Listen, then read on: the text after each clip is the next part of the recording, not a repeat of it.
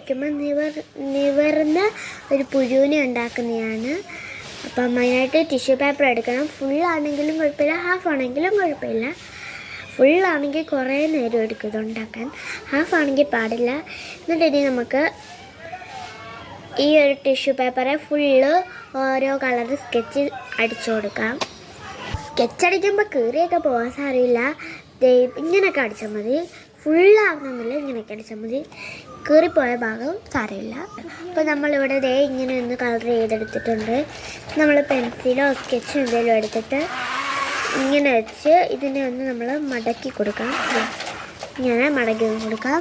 നമ്മളിങ്ങനെ ഒന്നാക്കി എടുത്തിട്ടുണ്ട്. ഇനി നമ്മൾക്ക് വീഡിയോ കാണുന്ന പോലെ ഇങ്ങനെ ഒന്നാക്കി കൊടുക്കണം.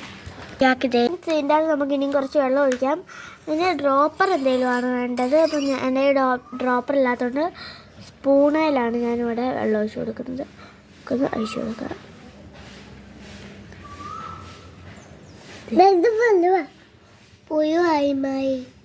ഇതുണ്ടോ?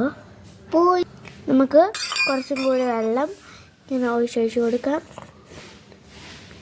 ഇപ്പോൾ വെള്ളം ആകാത്ത ഭാഗത്തൊക്കെ നമുക്ക് വെള്ളം ഒഴിച്ച് കൊടുക്കാം. കണ്ടോ, പുഴു